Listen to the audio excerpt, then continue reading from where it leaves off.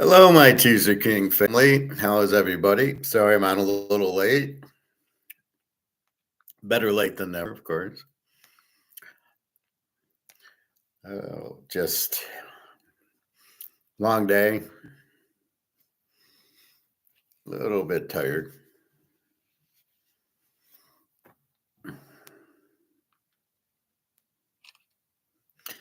Everything's going very well at work. Very happy about that. Finally, it's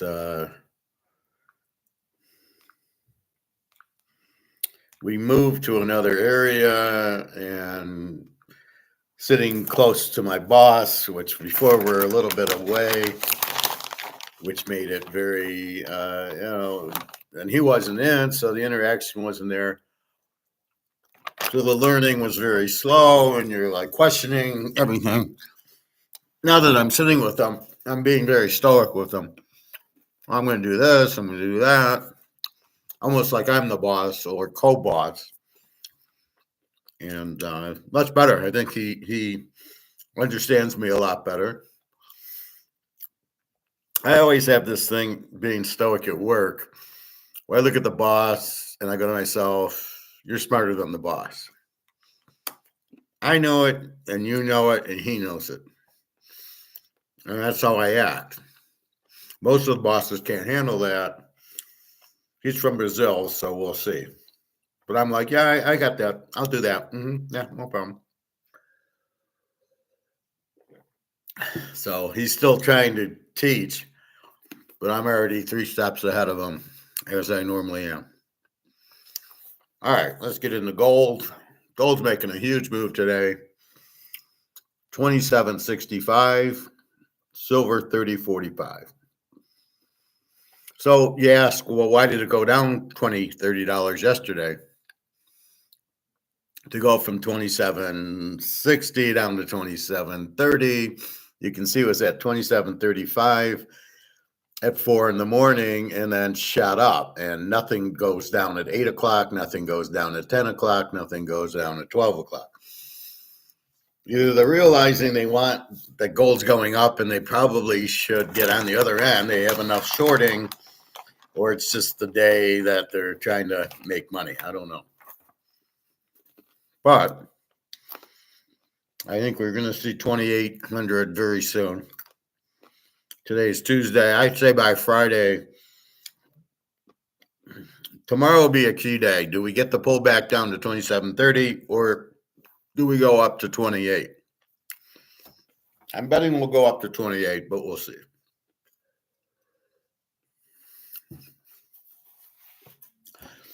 I think once we go over 2,800, we go to 3,000. And then we're going to meet Luke and Bobby at the Capitol Grill. People ask me about gold and silver, and I tell them the difference is gold's a tier 1, and Basel III is forcing them to take delivery. They have to deliver. Silver isn't. That's why silver's lagging behind. And they go, well, yeah, but silver's it'll really shoot up. And I go, not until comex gets out of the way. This is the problem. JP Morgan and the derivatives, like they think we're all a bunch of fucking idiots that we don't know they're price fixing it. Totally illegal, but since they're in charge, they're not going to prosecute themselves. And that's where we have to be patient. We have to be stoic. That's why I play the stoics. It teaches you how to handle this and how to react to it. So we know what's going on. We just go with it. And that's all we can do. And we know that soon we'll be fine. Soon Russia and China will come out with a gold-backed currency. Soon the U.S. dollar will collapse because it has to, because you can't keep printing it. I was watching this interview. I once in a while watch Uncommon Knowledge, which is a conservative think tank at Stanford, Uncommon Knowledge. And they have this guy on. So he's talking about the wars with Russia and the Ukraine and the war with the Middle East. And The problem with the Russian war is, does Putin want Trump to win? Because if Trump comes into office and he says, okay, I'm going to end this war right away, and he comes in and he ends the war, then Trump looks like the hero.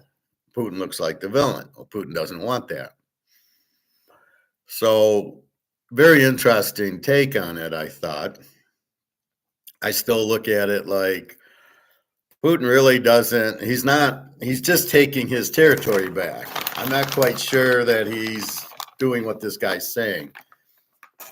I think Putin wants to end it because he wants to do business. Putin wants to make money. He wants his gold and silver. So I'm not sure he looks at it like, well, Trump will be the hero because he came in and ended the war. I think Trump will do all he can to end the war, so he looks good, of course. But I don't think he wants Putin to look bad.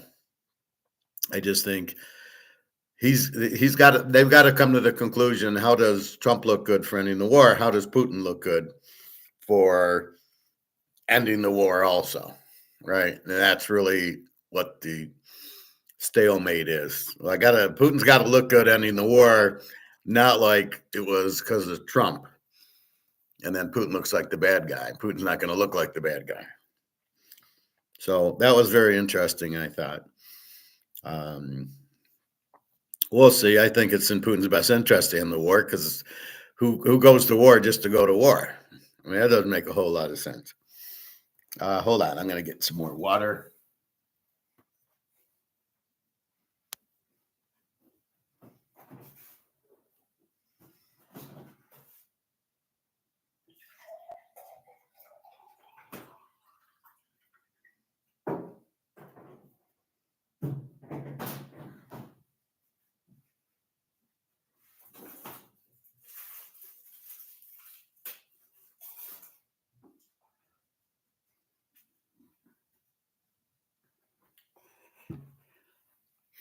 So anyway, that's really the dilemma.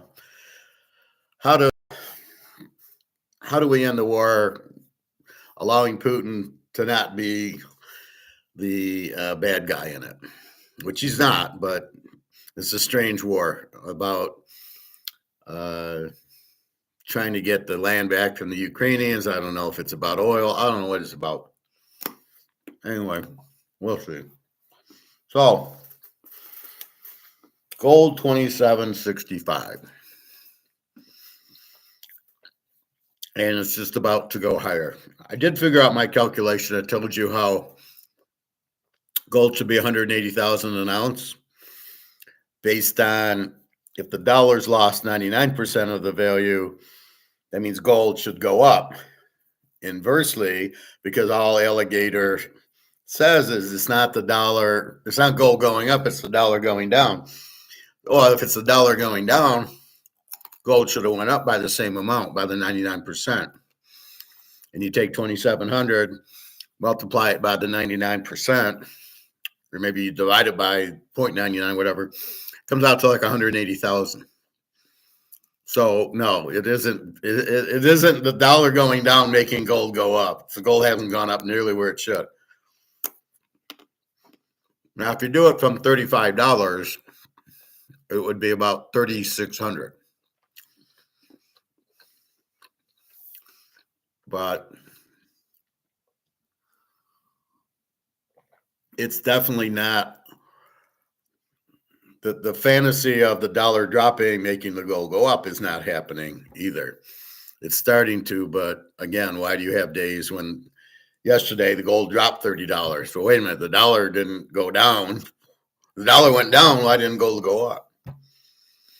And then as I watch everybody with this, inflation's going down here and inflation's going down there. Don't listen to any of that. That's all horseshit. First of all, you cannot lower inflation because you've printed the money. They're looking at prices. And I don't know, everybody looks at prices because they're all Keynesians. And that's the problem. I found another Keynesian guy. I was watching the show, and then he said something about free trade. He says, no, we don't want free trade. And I immediately turned it off and go, you're a Keynesian, because what do I tell you? Our 5 things: lower taxes, lower government spending, gold standard, free trade, and a constitution and a military. That's the strength of a country. That's what Adam Smith is. That's what we are. We are Austrian economics, classical economics. And so you have to have free trade and a gold standard to be successful. And so when anybody says negative about a gold standard, negative about free trade, negative about lower taxes, then they're not Austrians, and then therefore you don't want to listen to them. So I keep talking to people at work. Some people agree, some people don't. It's just like the club, but I don't give a fuck. And I'm being very stoic with some managers. I don't know who they are, right? I haven't really been introduced to all the management. And therefore, I don't give a fuck. So when I see somebody who might be a manager, I'm stoic. I don't say hello. If I'm in the break room watching the ticker, I'm talking about I'm talking about gold getting out of the dollar. It's worthless, and I'm just looking for the reaction. If you don't agree with it, I'm trying to piss you off, and if you do agree with it, then good for you. Anyway, so those are my thoughts on what's happening. They're talking about Milei in Argentina with all the cuts in the government reducing inflation, and I'm like, he didn't reduce inflation. Yes, prices might have come down, but that's because of free markets or whatever he's doing, but inflation hasn't come down. Prices have come down because of competition. That doesn't mean inflation's come down. There's a big difference between competition lowering prices and inflation. Inflation is still, you printed the money and the money's still worthless. So that's a big part of it. All right. Let's go back to the weekend since I wasn't on yesterday. Mondays, I get very tired. I'm up late on the weekends. And then Monday morning comes and I'm tired. And then, anyway. So I had Washington winning 34-30. Philadelphia won 55. I don't remember the score.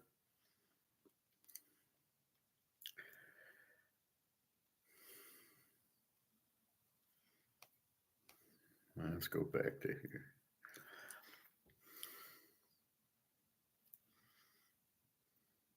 Washington wins 55-23.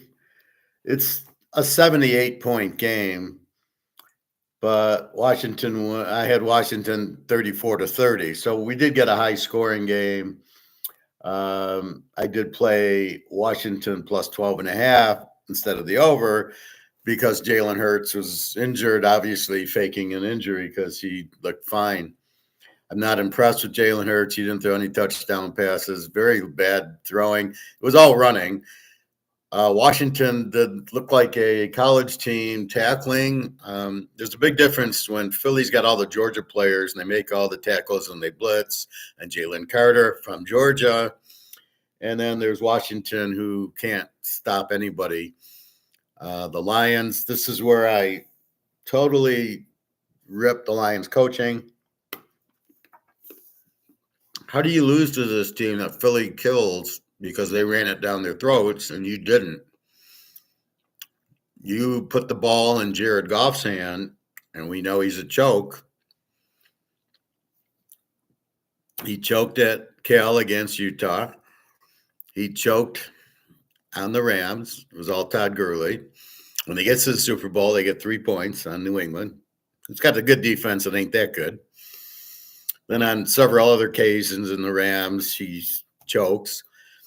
He's so bad with Sean McVay or Todd McVay, the coach McVay, that he can't succeed with him. And he's so bad that they take Stafford over Goff. And Stafford had been playing 10, 12, 15 years, whatever. So they looked at the future is better with Stafford. We can win a Super Bowl, which they did, which if they had Goff, they never would have won because he was there and they couldn't they'd make the playoffs because they had Todd Gurley. So he comes to the Lions and plays against the good teams terribly, and he beats the bad teams a couple years ago. Last year, they get lucky in the playoff. They didn't beat any good teams in the regular season. And then they play, I don't consider the Kansas City game when you had Neil Smith and Kelsey out. I don't consider that a big win. First week, they got killed by Baltimore, and then they lost, who sucked.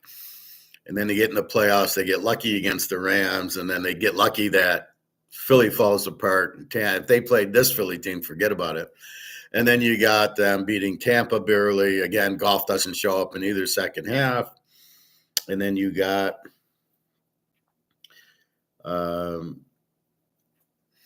then you've got him showing this year he struggles with Tampa. He struggles with Houston. He struggles with Buffalo. Gets into the playoffs. And what do? The big mistake, they put the ball in Goff's hands. Now, Hurts didn't throw one touchdown pass against Washington, who has a pretty decent secondary. Lattimore and the guy from Michigan. And they had a few sacks. And the Rams sacked Philly a lot. And then they just ran it with Barkley. Washington looked like they couldn't stop the run. So Philadelphia found their weakness. The Lions were running on them, but for some reason went back to Goff, who couldn't do anything. So that's where you have a coaching mismatch. Dan Campbell's not a good coach. He's not a good game coach. He didn't understand how to beat Buffalo. Kansas City showed you. He didn't understand how to beat Tampa. He didn't understand to get his players ready by playing in the preseason. He has the whole team injured. That's ridiculous. Nobody else has this many injuries. Kansas City, Buffalo, nobody has this many injuries. You're playing on artificial turf. Should be playing on grass.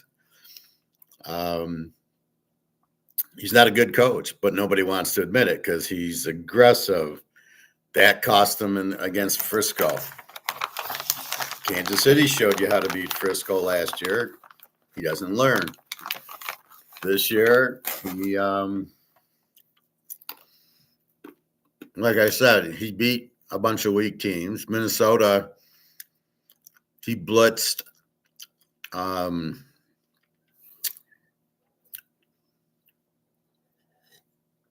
He blitzed Darnold in the last week.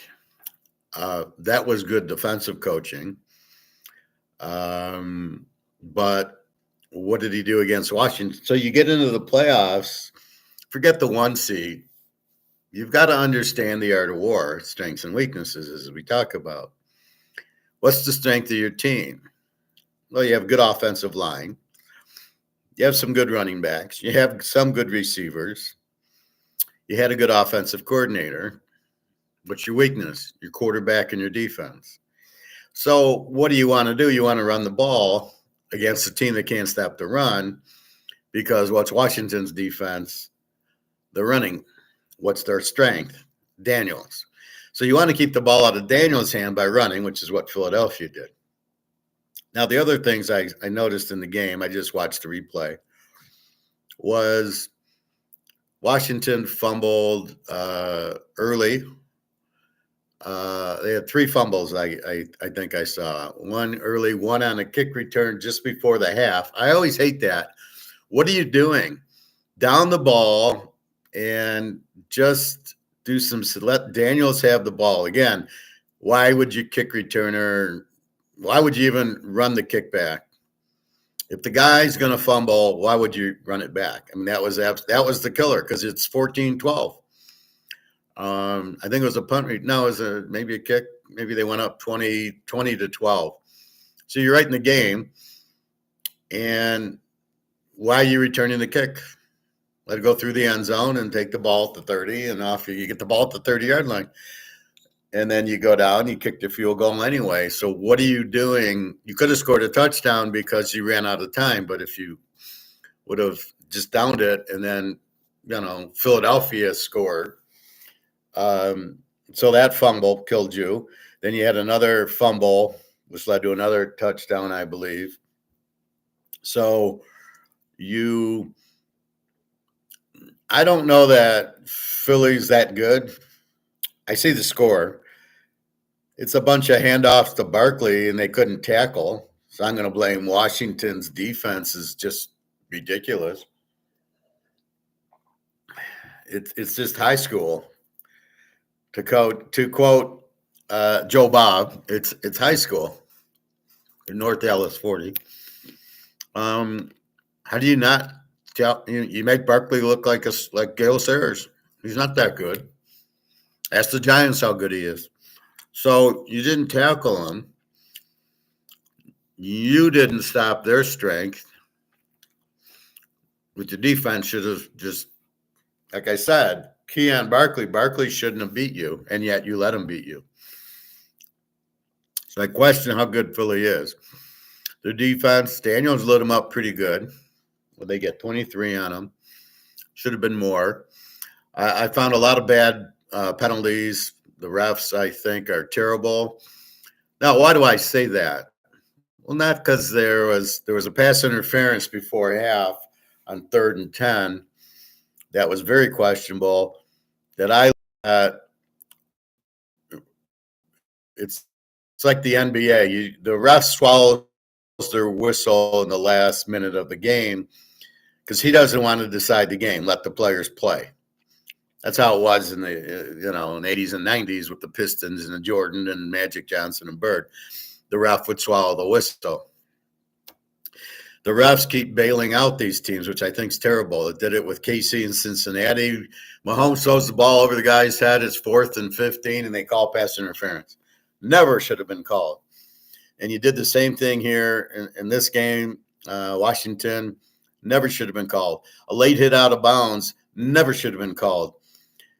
Technically, Barkley's running down the sidelines, decides he's going to get hit, steps out of bounds, and you throw the flag, you get him late out of bounds. That's bullshit.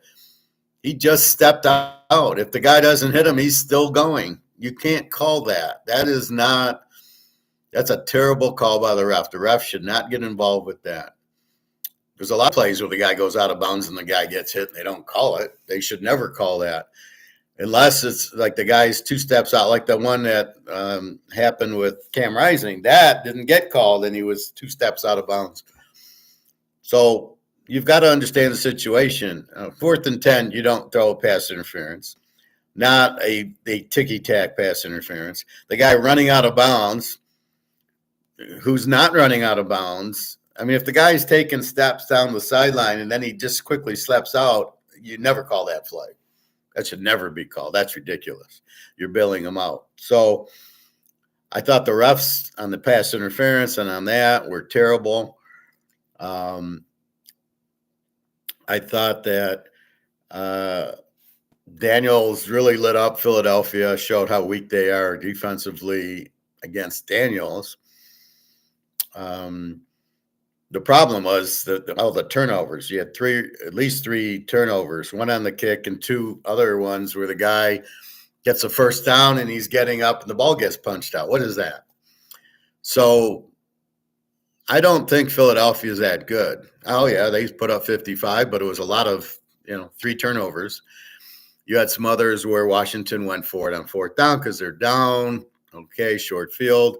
And basically handing off to Barkley, who goes 70 yards with a power sweep that should go 5 yards. He got a few touchdowns.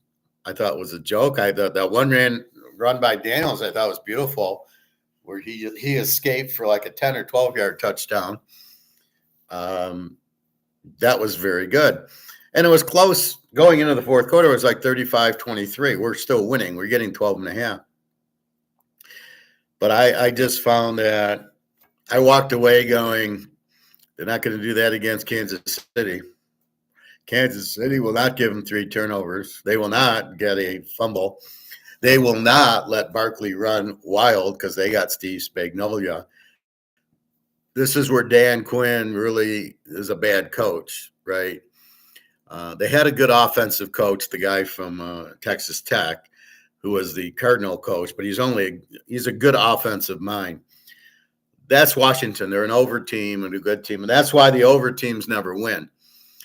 You need defense to win, right? You need to stop Barkley. Now, let's go to Kansas City. They win 32-29. Oh, by the way, I had 27-24 or 30-27, I said. Kansas City by 3. Kansas City won by 3. That's more like it. I got exactly what I thought I would. I lost the Washington Buffalo over teaser, and I came back about an hour before the game, and I took KC +5 with the over of 48, and that was an easy win. I got the over as I knew I would, and then I needed to put it with somebody, so I took KC, went down to 1 for some reason. Why you would bet Buffalo is you're out of your mind. It's Mahomes. He's going to win. So 32-29. I nailed it. I had 30-27, somewhere in that neighborhood. They win by 3, a close game. That's exactly what happened. Again, Josh Allen chokes, and again, Mahomes finds a way to win. That's what Mahomes does. If they need longer passes, he does that. If they need first downs, he does that. He does whatever. He's like one of these chess grandmasters. You're not going to beat him. Philadelphia has no chance to win this game. So we come to the end. We've got Philly, KC, both A teams. We got KC -1, and the total is KC -1, 49.5. And we got Hurts against Mahomes. And so we immediately look at, now Kansas City's a road favorite here. Philly's a road dog, as they would be. I got to do those stats, which will take all of 2 minutes. The key now is Kansas City stopping Barkley because Hurts can't beat you. Hurts did not throw a touchdown pass against this Washington defense. He ran, not even scrambling, he ran. Kansas City will clean all that up. Their defense is way too strong to do that bullshit. I would assume they'll take Barkley away and tell Hurts you're going to beat us. That's art of war because Hurts ain't going to beat them. How are they going to handle Mahomes? Well, they can blitz Jalen Carter and half the Georgia guys. You'll never get there. You can't. They didn't, they sacked Daniels a couple, 2 or 3 times. Now, he's very mobile. So is Mahomes. They both can read blitzes. So, really, that wasn't the issue. It was the 3 fumbles by Philly and the fact they couldn't stop Barkley. So, now the question is Kansas City. They can stop Barkley. They stopped Josh Allen pretty well, right? So, you look at Josh Allen as Barkley. What other teams have good running? Well, San Diego has some good running. Denver, not really. Oakland, nobody. Cincinnati didn't have good running. Baltimore, they had Henry and Lamar, and the first week or two they stopped Baltimore.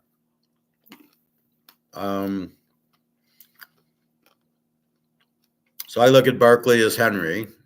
Okay, been there, done that. Spagnuolo is too good of a defensive coach, and they play very good defense. But here's the beauty of this game. What have I told you? Mahomes controls the game. He did against Buffalo. He kept it away from them, methodically went down. The game's tied at 29. What does he do? Takes the ball, first down. Eats most of the clock, a chip shot field goal. They go up 32-29. What does Allen do? He chokes, of course. They blitz him, whatever. And he can't, and then he threw that Hail Mary that Kincaid should have caught, disappointed in my Utah guy, and falls short. That's the game. But what did Mahomes do? He took control of the game at 29. That's the hidden gem here. Mahomes will take control of this game against Philly. Jalen Carter and all my Georgia guys, it doesn't matter. He will slowly, methodically run it down your throat. He will pass it down your throat. He will hit Kelsey. He will hit, he makes Smith-Schuster look good. And the other guy, and Worthy, and all of them, because you're so worried about Kelsey. Then he's got Pacheco and Hunt. And he just looks at you and he goes, that's where I'm going. And he just methodically keeps the ball out of Barkley's hands and out of Philly's hands. Barkley will not rush for 200 yards in this game. KC will stop him. Now, after what I watched against Washington, I thought Washington dominated the game. It was the 3 turnovers that happened, and then the bullshit Barkley 70-yard run in the beginning, and then just before half, they fumble the kickoff. That's what Philadelphia didn't beat Washington. Washington beat Washington. You can't have these silly turnovers in the game. But otherwise, Hurts didn't do a damn thing. And, a good defense will stop Barkley. Well, Kansas City's got an 18 defense. Washington had a 23. Philly has an 18 defense. So I don't know what to do about over-unders. I think I got to go over because it's 43, and I think we'll get a game in the 20s, just like I think it's got to be close to the Buffalo game, 32-29. I think there's too much offense on Philly to keep them out of the, to keep them over, at least over in the 20s. And we know KC, they'll put up mid-20s. So we should get in the mid-20s in this game, which puts you over 43 very easily. So I think it's an over. And then KC at 1. I think you go KC in 5. Now, I don't know. I'm trying to be open-minded. I'm trying to be stoic. I'm trying to look at the game without any cause, rhyme, or reason, or any as much as I hate the Lions, I like both of these teams, but I haven't been on Philadelphia. So I see this game, probably again 31-28, somewhere in that neighborhood. I'll feel it and I'll give you a better score. But I think it's like the Buffalo game. I think Mahomes takes control of the game, unlike Washington was not able to with I wanted to say Penix with Daniels. They did have that long drive where they kicked the field goal and it went 14-6. The problem was their defense, but that's where it's totally different. So KC's defense, if Barkley gets 100 yards, I'll be very surprised. 200 yards, I'll be absolutely shocked. They're going to key on him. They're not going to let him run these sweeps and these draws. They're going to pressure Barkley. That's the way to do it. Like I said, with Joe Green and Earl Campbell, Green got in the backfield and stopped Earl Campbell before he got going. And Earl Campbell never had a 70-yard run against my Steeler team. So in this case, I just don't see Barkley having a big 70-yard run against Kansas City. Now, yeah, if they get in the red zone, he's going to run. But this is going to be a war with the Kansas City defense. They do have, Neil Smith, I keep calling the guy. I don't know his name. Their stud defense. He's been hurt. He's got a calf injury, but he's got 2 weeks to rest, and it's the Super Bowl, and he'll take the needle, and his calf he won't feel anything. So really, if they stop Barkley, Philly's dead because Hurts can't do shit. But you can't stop Mahomes.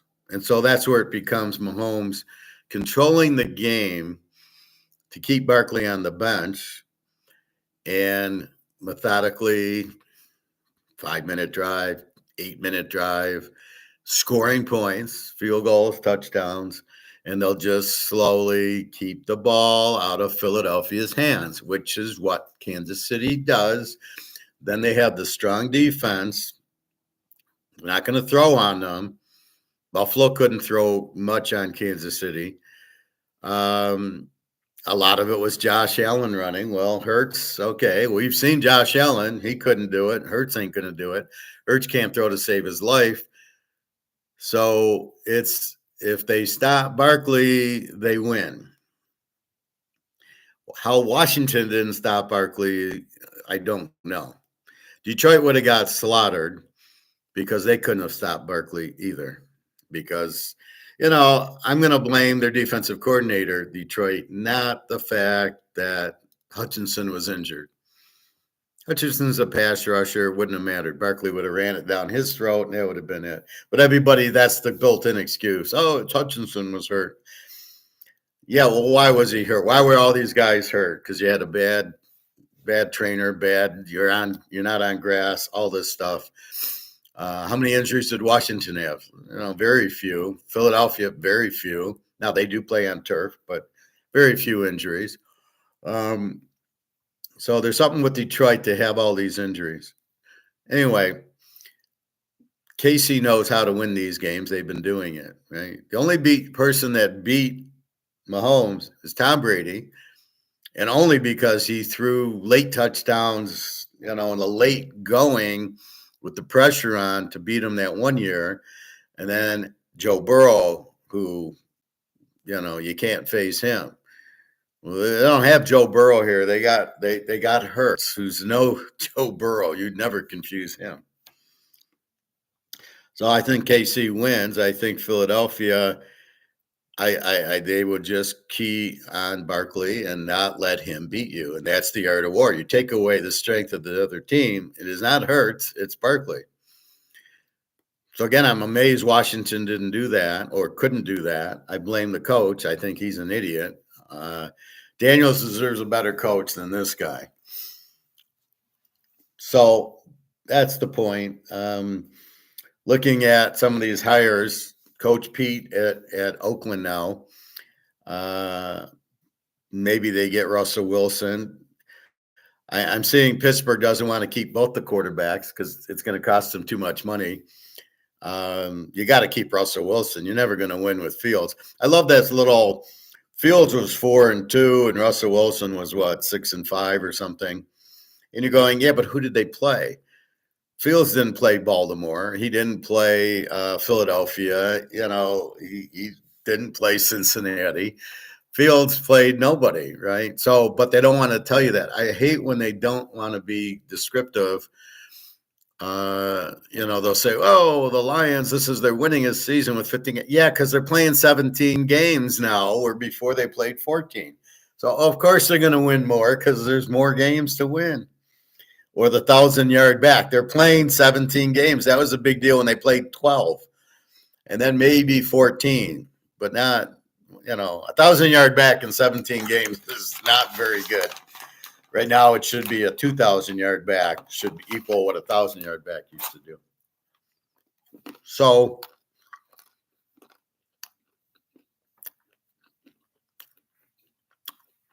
see, a guy like Coach Pete is who Washington should have got.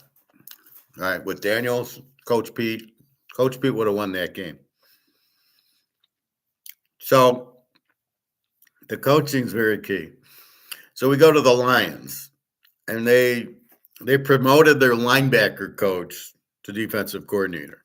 What a joke that is. And then I heard they did an offensive coordinator, I think somebody who was on the staff.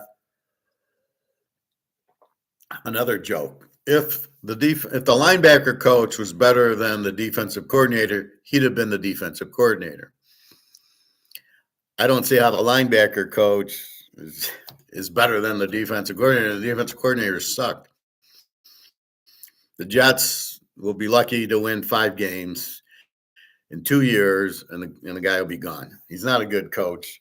He wasn't a good defensive coach. He gave up over 30 a game 2 years ago, and then last year, or a year ago, and then this year he gave up 30 the last 7 or 8 games. including 45 to Washington. He's not a good – he's like Matt Patricia, I think. I think the Jets made another big mistake with this guy, and then it's and the Bears, they won't do anything with this guy, mostly because they got Caleb Williams. Washington will win despite their coach because they got Daniels. So anyway, the Lions, their two coordinators, they're in big trouble. Goff's a choke, but they don't want to admit it, and I've explained why he's a choke. And so this, so I'm listening on the radio coming home from swim, and they're saying, well, they never would. Oh, Goff's a great quarterback. Oh, really? Yeah. What part of that is the lie? And then you're looking at, well, how is he going to do with these new coordinators? Well, he's going to suck. He had Sean McVay. He had Sean McVay of the Rams. He couldn't win with Sean McVay. No matter what he gets here, it's going to be way down. He's not very good. He needs a running game, then he can play action pass to be good. That's Goff. But when he gets into these playoff games, 4 interceptions, 5. How many interceptions did he have against the Niners? 3, 4. So he's just not a clutch pressure quarterback. So he's one of these guys that gets the stats against the weak teams, like the Alabama quarterbacks. I'll never forget Ted Tagliabue. I had all these against Arkansas State, but when he'd get in against Georgia, he didn't do shit. And the same thing with Trevor Lawrence. When he got in against Ohio State, he wasn't even 30%. He'd be like 12 of 29 for 84 yards in the big games against Ohio State. He'd run a little bit, but again, you don't win with running quarterbacks. How many times do we got to see this? Trevor Lawrence sucks. Lamar sucks. I love how everybody wants to think Lamar's good, and he's not.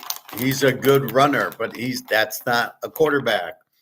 Quarterback's somebody who throws the ball. Now, Josh Allen's okay. He can run into that. Mahomes is not a runner. Burrow is not a runner.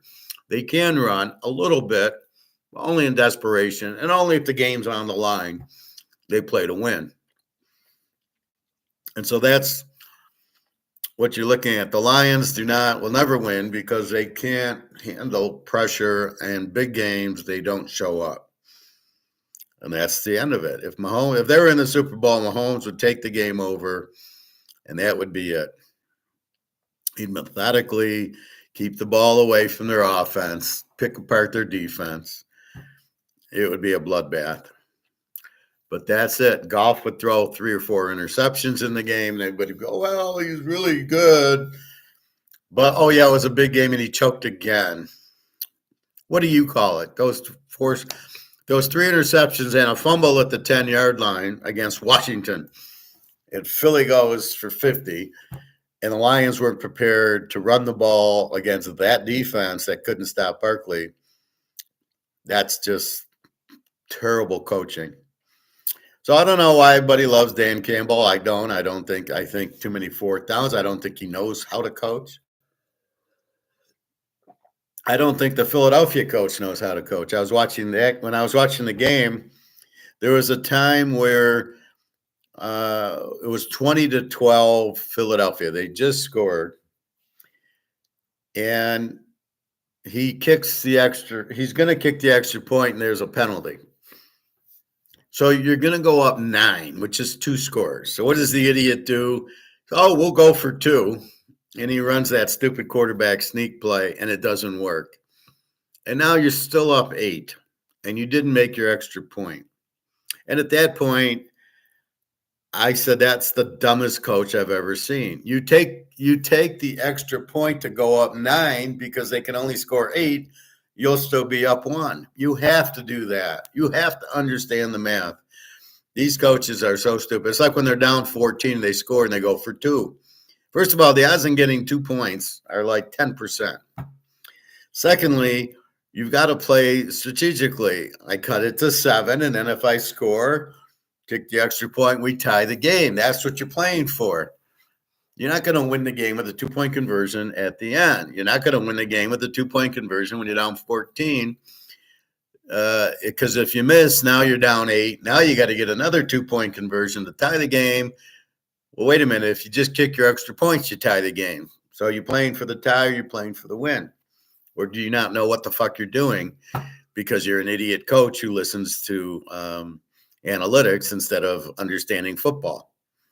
So again, the Philadelphia coach with his head way up his ass, just like the Lions coach who keeps going forward on 4th down thinking, it's like the Keynesians printing money. Well, we'll just keep printing money. Oh, we need money. We'll print it. You're killing the value of the money. Oh, we'll just keep going for 4th downs. And if you don't make it, you lose the game because it's a turnover. It's a momentum killer. You're fucked. You can't do that. Kick your field goal. Punt. How about a punt down to the 2-yard line and play defense? A novel idea. And that's what these guys don't get. And I'm so sick of the TV analysts going, oh, they should go for 2. They should go for 4th down. Everybody should go for 4th down. I like it's an aggressive call. It's an idiot call. Very rarely do you go for 4th down because very rarely you're going to make it, especially in the bigger games. You watch. KC will figure out this quarterback sneak. And when Philadelphia needs it, they're not going to get it because KC is going to be all over it and stop it. They stopped Josh Allen, right? And we saw Washington stop Hurts. You just got to – it's a late push. Like you have the surge and then the guys behind them push him over. So all you got to do is get over. I didn't like that one play where the Washington guy kept jumping over the pile to try to stop it, and they kept calling offsides. And he said, well, if they keep doing it, we're gonna award them the touchdown. No, you're not. You can't award a touchdown if they don't get the touchdown. A penalty cannot go for a touchdown. And the fact they were jumping over the pile, that's part of the game. You cannot award a touchdown. I'm sorry. What the fuck is that? No. You can't do that. They got to score. It's like the guy on second base in baseball where because it's the 10th inning, the guy gets second base. No. You got to hit to get on or walk to get on or get on with an air. You got to get to first. You can't get on and then on second. What is that? Stupidest rule I've ever seen. These people running these sports are just fucking idiots. They're killing the games because they don't make any sense. You can't do that. You're ruining the integrity of the game. These referees, why, if there's a referee who's standing 3 feet away and the ball, did the guy run out of bounds? Was it a catch or not? Why are you making the catch so hard? Did the guy catch it? Oh, well, he's got to take 7 steps, and if he falls to the ground, he's got to control it. No, the guy caught the ball, took one. I don't even know if you need a step. He caught the ball. Fine. I mean, that's it. And if he fumbles, he fumbles. And if it comes loose, it comes loose. That's not an incompletion. Once he makes the catch, once you catch the ball, I got it, and you secure it, that's it. You don't have to take 3 steps. You don't have to survive the ground. You've caught it. But no, we need to look at the refs, and we don't trust them. Why do you have them out there then? We got to do instant replay in super slow motion and blow up everything to determine if it was really a good play. Well, then that's bullshit because that's not how the ref's looking at it. He's not looking at it in super slow motion, zoomed up. And you're wasting everybody's time, and you always go to a 3-minute, 4-minute commercial, destroying the whole. Could you imagine going to a movie and, there's this scene, and then there's a pause for 4 minutes. I do it on YouTube.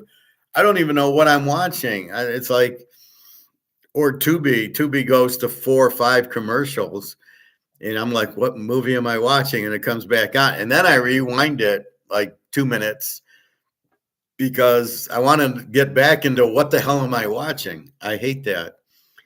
YouTube's the worst because they'll do a commercial right in the middle of a play or a scene or something. Or I'm watching bowling and the guy throws the ball and it's halfway down the lane. They go to a commercial and you're like, are you kidding me? And I'm not watching the commercial. I'm muting the commercial, and I'm like, fuck you. I'm not going to watch the commercial. I don't know if they're doing it on purpose so you watch the commercial to get back or what. But again, this is an NFL problem. They got to go to an instant replay, which they don't need to do. If the ref's 3 feet away and he calls it a completion, it's a completion. If he calls it a touchdown, it's a touchdown. Then this throwing a flag every time there's a touchdown, they throw a flag just to put suspense in it. Well, is it a touchdown? I usually watch the players, and the players know. The announcers won't tell you where the flag is, right? If it's in the backfield, it's holding, but if it's on the defensive side, it's pass interference, and it'll stand. And the refs and the announcers are horrible. I can't stand any of Tony Romo, Aikman, Chris Collins. One's dumber than the next. Oh, you should go for 4th down. You should go for 2. What is that? That's the league telling the announcers what to say and how to react to it. And everyone, they should go on 4th down. Every fucking announcer. What a bunch of fucking losers these guys are. And the announcers, I'm so sick of whatchamacallit, Jim Nantz. Who the fuck is Jim Nantz, man? Oh, God. He's horrible. Yeah, I like Al Michaels is okay because he did the Olympic hockey, but otherwise, where's Pat Summerall and John Madden? They could do a game, not these guys. These guys are all idiots. I don't get what the networks are trying to do. It's terrible. The refs are horrible. Bad calls, bailout calls. Yeah, you wonder why we think the games are fixed. Because of the bad calls. Clearly, calls that shouldn't be made. It's 4th and 20. Well, we'll call pass interference on a questionable call. The one in the end zone with Philadelphia should never have been called. 3rd and 15, you bail them out. Another 3rd down, the guy hits Barkley going out of bounds, was a terrible call. And the announcers will go, he was out of bounds. I mean, give me a fucking break. The guy just stepped out. That's not a penalty. It's not like he ran out and then he hit him. It's he takes the last stride out and then he said, look, he's on the white and he hit him. Well, you're going 20 miles an hour and you can see he's not going out. He didn't make an attempt to go out and then he just ducks out. That's not a penalty. So it's really ridiculous. Anyway, we'll see some more idiot coaches being hired. These offensive coordinators are horrible. They're all the same. The league's getting really bad, but that's why we bet on Mahomes and we bet on Joe Burrow. Hopefully Cincinnati gets some good defense. There's a ton of good defense. The 2 guys at Mississippi, the 2 guys at Tennessee, these defensive ends are great. Georgia always has some, LSU. The Lions, of course, will get Alabama guys and wonder why they suck.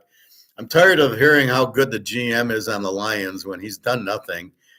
He's basically taking Alabama guys in the 1st round, and everybody's sold that. He's got Jared Goff, who's a choke. So I'm really questioning why everybody thinks the GM's so good. Oh, we're a good team. Are we? And he's hit his 1st round draft picks. Oh, wow, what a wonderful GM he is. Sorry, I'm not buying it. He never got defense. He never drafts defense. He never understands that you win with defense, not with wide receivers from Alabama. If you want receivers, you go to LSU. That's where you go. Texas Tech, some of those schools. Anyway, so Super Bowl, there's nothing this week. Super Bowl is next week. I'll give you a score later. But, yeah, I missed Philly scoring 55 was an absolute joke. That was turnovers by Washington and a very poor coaching job. KC, Buffalo, we nailed. Buffalo, KC by 3. They win by 3. 30-27, 32-29, same score. So I'm really happy with that. What else? So Again, we'll look at the coaching hires as we go. Um, we see Daniels, how good he is. We see Penix, who will be great. Again, why did Atlanta wait on Penix? Just absolutely insanity.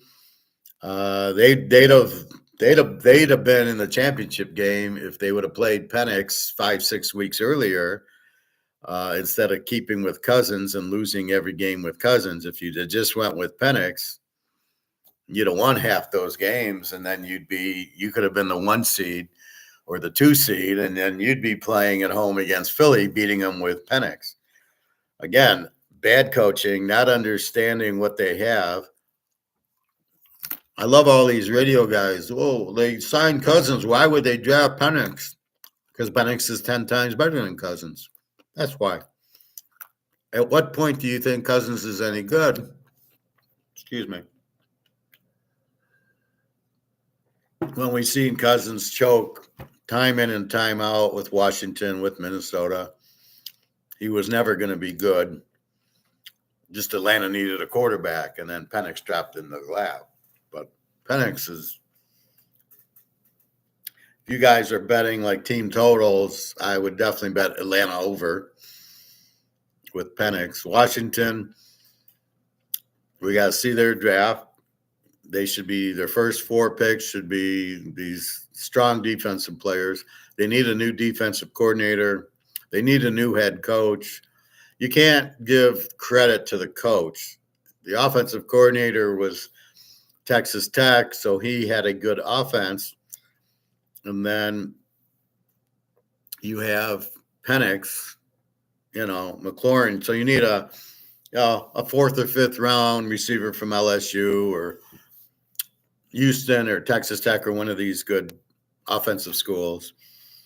And then or Tennessee, even Mississippi. And then you need your first 4 picks got to be these defensive stuff. Washington's got to get these defensive studs from Ole Miss or something. We need help on that. But that's if they're serious and they're going to win, they need some star defensive players. But they got Daniels. They got the star Penix, Atlanta, and Bo Nix. A little disappointed in the Buffalo game. I'm not sure what happened there.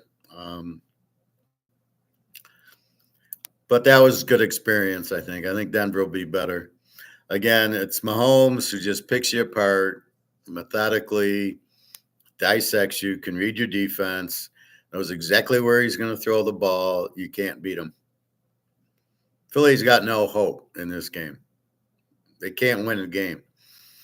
You know it going in that they can't win the game because KC will take Barkley away, and there's nothing Philadelphia can do about Mahomes. Ain't going to happen. So that's how you win. Daniels is like Mahomes. You can't really beat him, but they didn't have a defense. So when they get a defense, it'll be Washington, KC. It'll be the Redskins and the Chiefs. And that's how it should be. And then that would be a very good game. Then I could say maybe Washington can beat them because of Daniels. Don't look at basketball. It's too boring. I can't get into it. It's all 3-point shots. I don't know any of the players. I don't care. I can't watch it. It's terrible. It's unwatchable. It's a terrible league. I see the ratings are down 50%. I don't know anybody who would watch basketball. I don't get it. All 3-point shooting. What the fuck? I watched Magic Johnson, Larry Bird, and Isaiah Thomas. Beautiful. All the passing Magic did. That's what everybody wants to see. Now it's everybody misses 3-point shots, and you're just scratching your head going, if I was the coach, I would bench any player that took a 3-point shot, unless it was George Gervin or one of those really deadly shooting players. My average guys and my big men are going under the basket, right? You're going under the basket. If my big guy goes out to shoot 3, he's on the bench. I'll get rid of him. I need a center who goes in the paint and can make hook shots like Kareem. But to have your big guy shooting 3-pointers, that's a problem. So it's very unwatchable. Baseball is unwatchable. It's getting stupid with the runner on second. Sports are really becoming very, very socialist. What do I mean by that? Just you can't. They're unwatchable because they're made. Well, it's got to be fair. Both teams got to do it. We got to put a runner on second. Well, you destroy the integrity of the game. You can't watch it. The Tigers showed you how weak the game is when a bunch of misfit minor leaguers get to the playoffs. Shows you how bad the league is because they couldn't. I mean, I'm watching and the pitchers are, allowing Javi Baez to hit a home run. You're like, just throw him a slider out, he'll swing and miss. Or what the fuck are you thinking? So it's really the deterioration of these sports. I don't mind the guys getting paid what they're worth, but I do get a problem with when they do get paid, they don't try. Basketball, they're always sitting out. Baseball, none of them is worth it. They're all injured. All the pitchers are injured. What is that?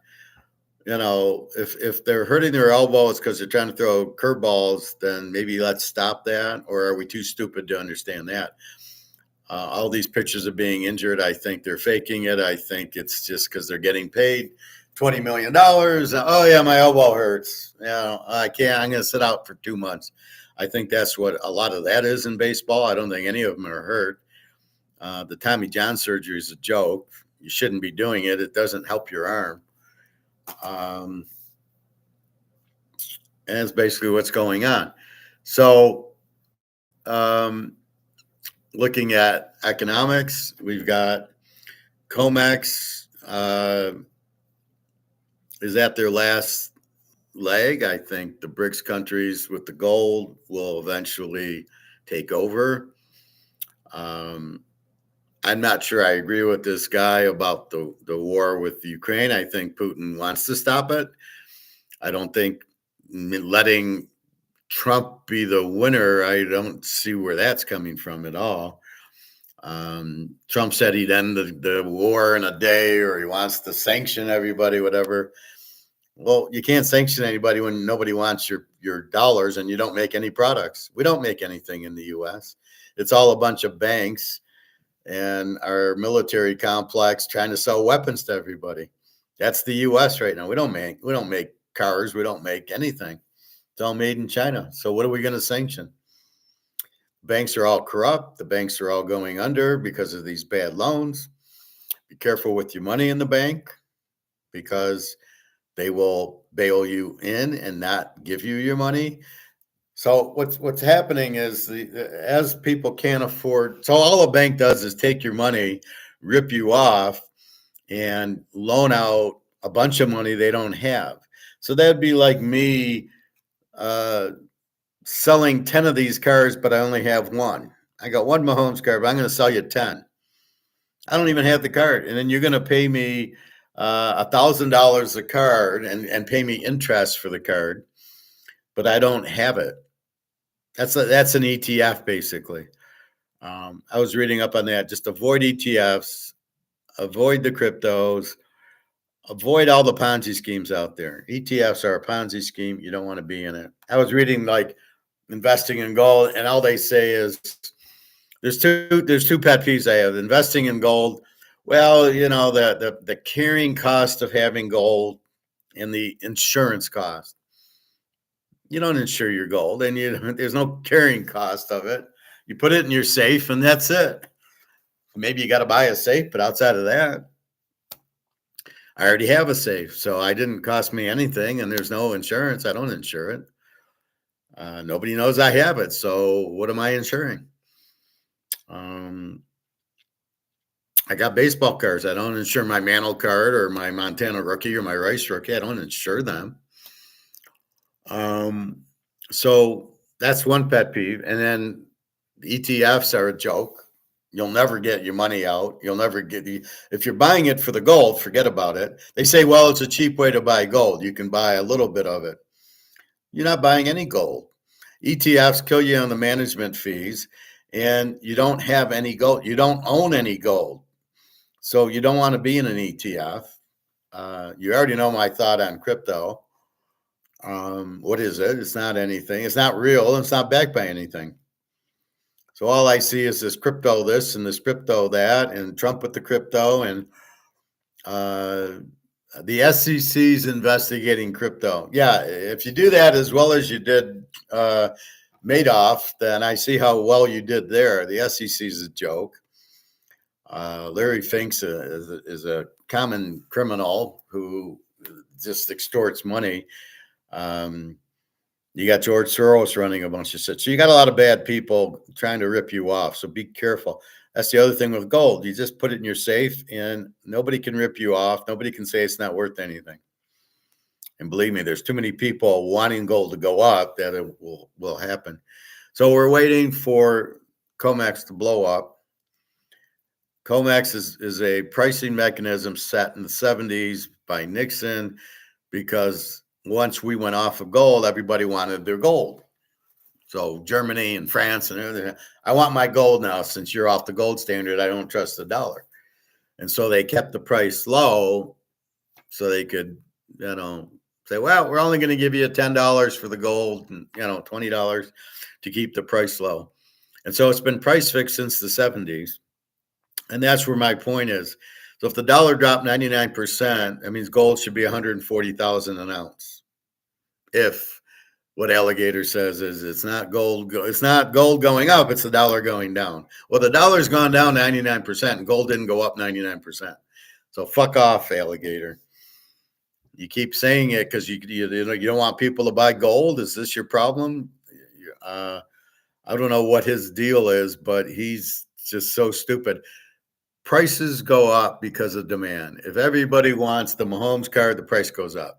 Apparently, a lot of people want the Montana rookie PSA 10 because it's 110,000 now.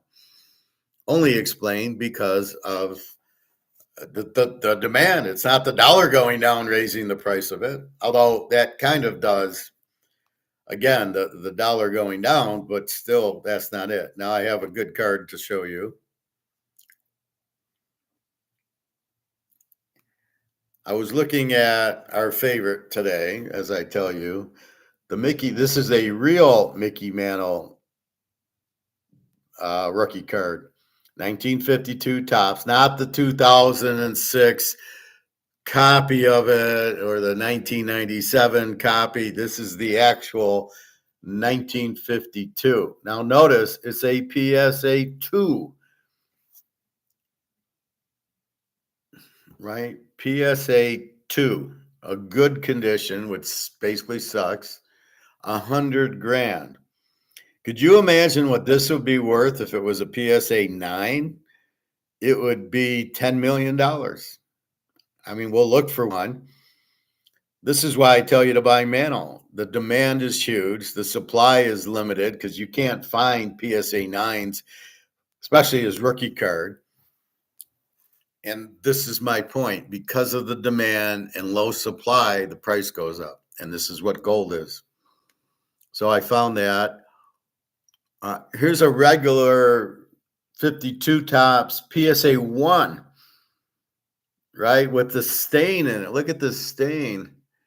All right. This is a piece of crap card, stained. And look at the condition. It's all folded and everything. And it's going for $35,000. 35 grand for a stained, wrinkled Mantle rookie card.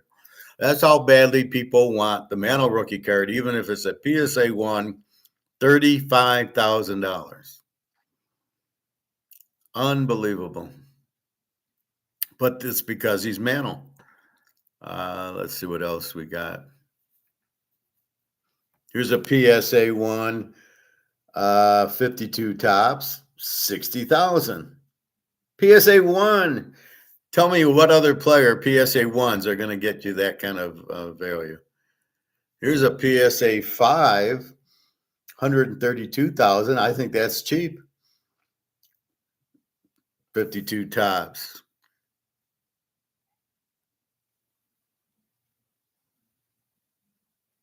Here's another PSA 2, 52,000.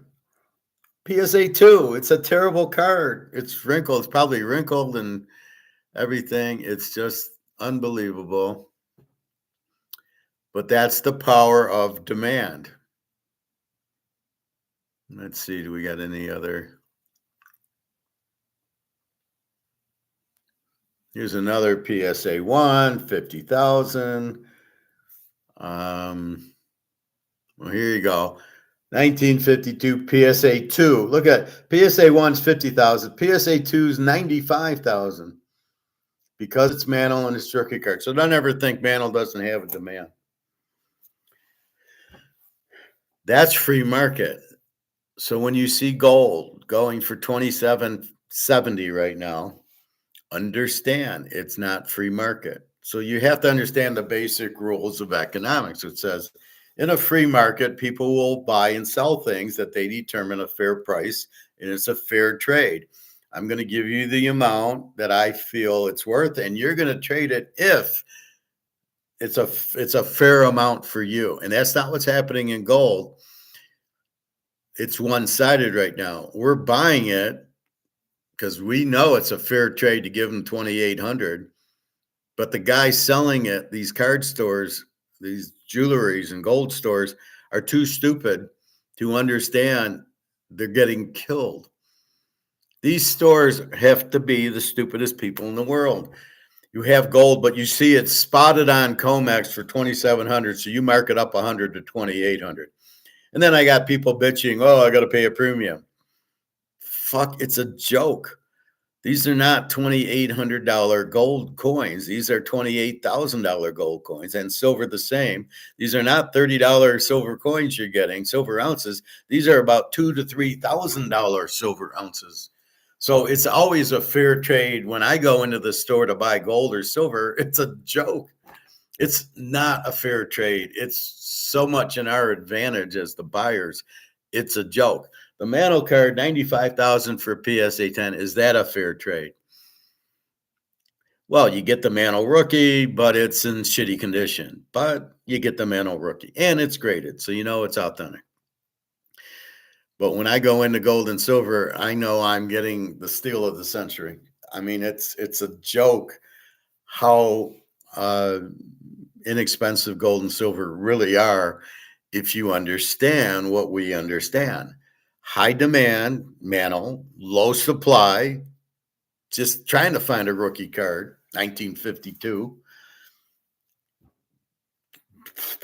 Places the price at 95 grand. So why is gold 2,700 and the Mantle PSA 2 rookie card 95,000? Is there more demand for the Mantle card than the gold? I doubt it. Not worldwide. In the U.S., yeah, the Mantle rookie, oh my God, but not in the world. Russia, China, India. No, there's got to be a lot more demand for gold, and it's very limited. I don't know how many Mantle cards were made. Knowing tops, it was a couple 100,000, I would imagine. They didn't make it limited. They didn't make them numbered and graded and everything.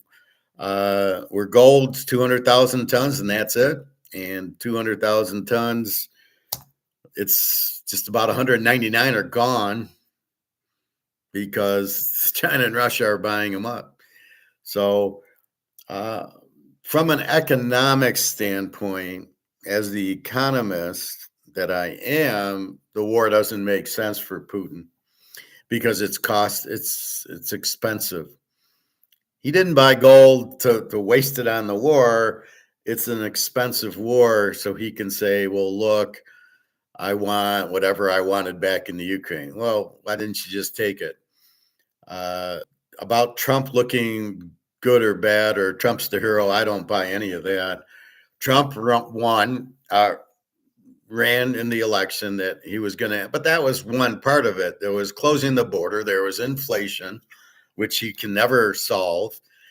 So it's not about him winning the war or losing the war. He's not winning the war. You're not going to win anything. You're just stopping the war.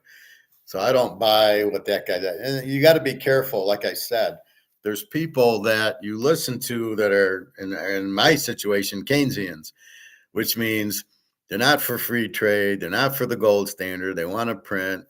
And so you realize they're not smart people, not people we want to listen to. We don't want to listen to Keynesians. They're idiots.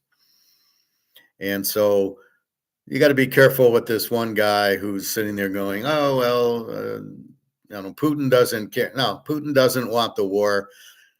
Anything from anybody smart enough to buy gold and get out of the dollar does not want a war, right? He doesn't want the war, right? He wants to end it, but he can't just end it.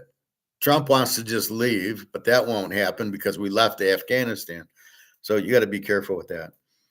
Anyway, that's the thing is what I'm trying to say with the Rolex and the Mantle cards. Is it a fair trade?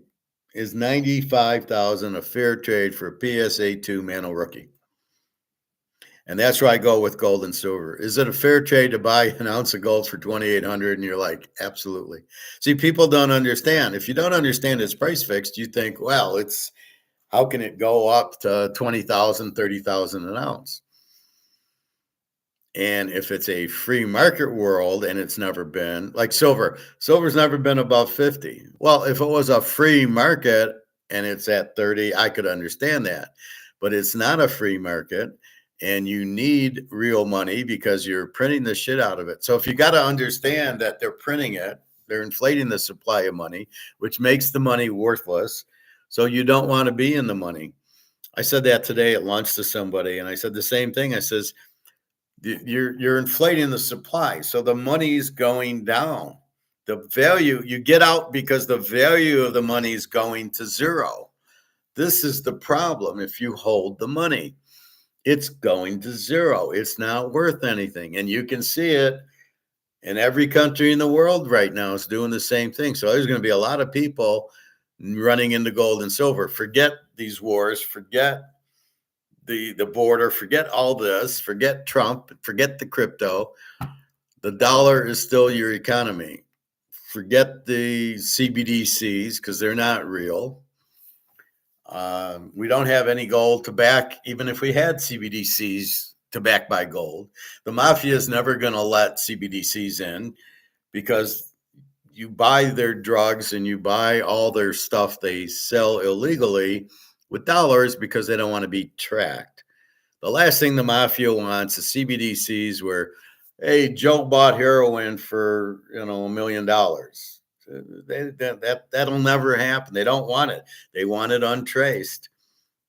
They want all this. I was watching The Thief with James Caan, and it's the same thing. We'll set you up.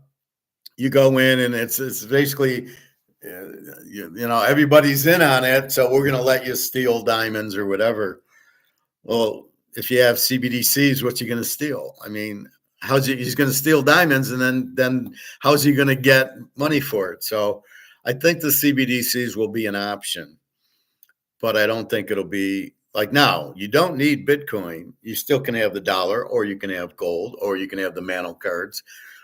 You have options, different assets. So I don't think CBDCs will be the whole picture. I think it'll be like crypto. It's just a little picture. If you don't want Bitcoin, you don't have to have it. If you don't want CBDCs, you don't have to have it. The fact you're going to be controlled, I don't buy that. They're going to control 350 million people. And who's going to be watching this? Oh, AI? Is that the point of AI, so they can watch everybody? Yeah, I don't think so. Who's going to watch the AI? With Tom Cruise and the pool balls that came out in that one movie.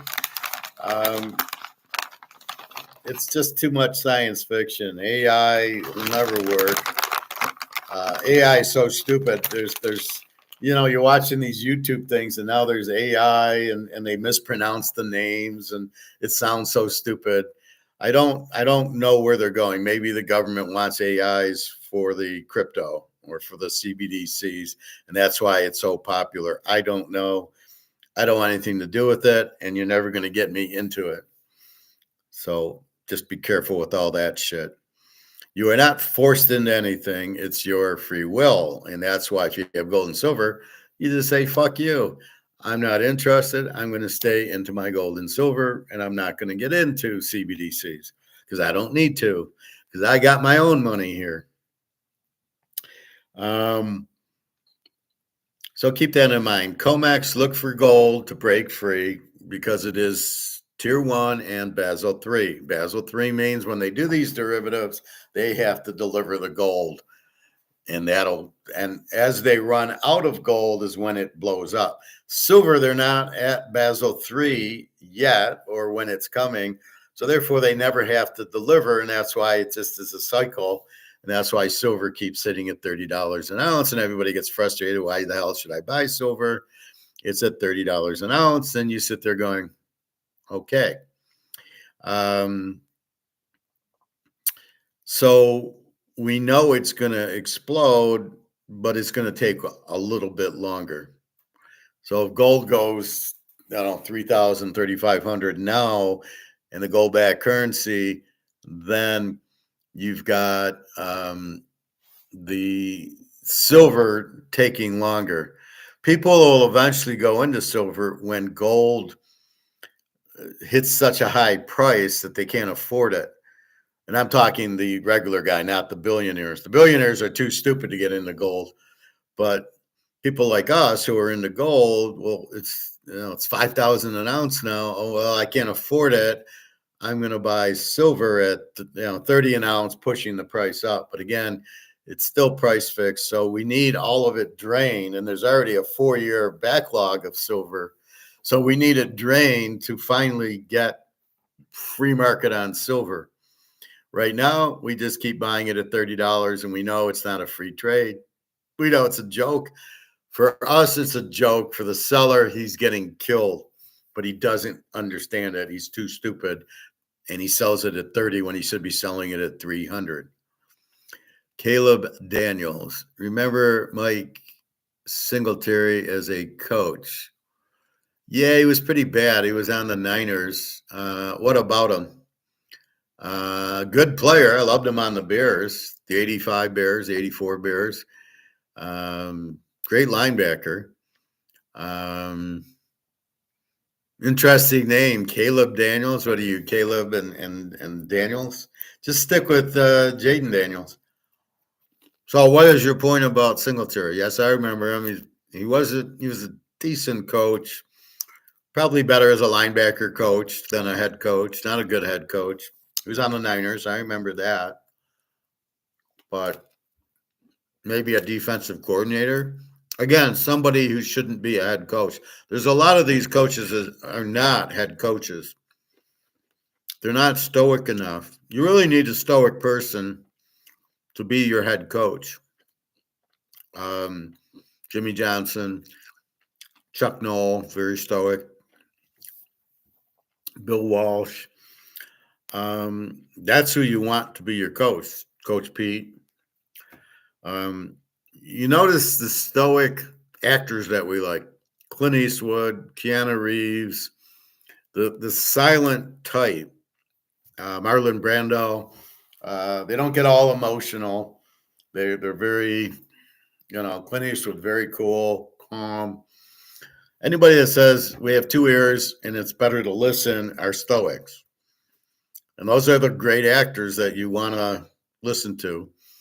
So you see it in that, but that's who you got to hire as a coach. Somebody stoic, somebody who's smarter than everybody else. That's what I try to be in economics. I'm always 5 steps ahead. Even at my job, I've been more stoic. That people are like starting to notice me because I'm being stoic. I don't look people in the eye half the time. Occasionally I do, but there's people I'm not ignoring. I'm just not kissing ass, right? I walk down the hall and I'm just, just walking, and people, they're saying hi to me, and I'm just kind of ignoring, like, who the fuck are you? And then all of a sudden they're coming up and trying to introduce themselves, like, well, who's this guy? And that's stoic. You don't play the game. I'm not trying to be everybody's friend. I'm trying to do my work, and then you say hi when you can, but by being stoic, They are attracted to you. That's what. That's really how you get women. You be stoic and you don't really say anything to them. You just be stoic and they come up to you because then now they're interested, going, "Wow, who's this guy?"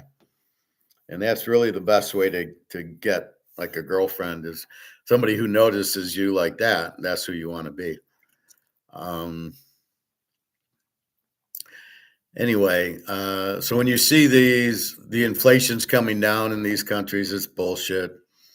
It can't come down unless you switch to gold.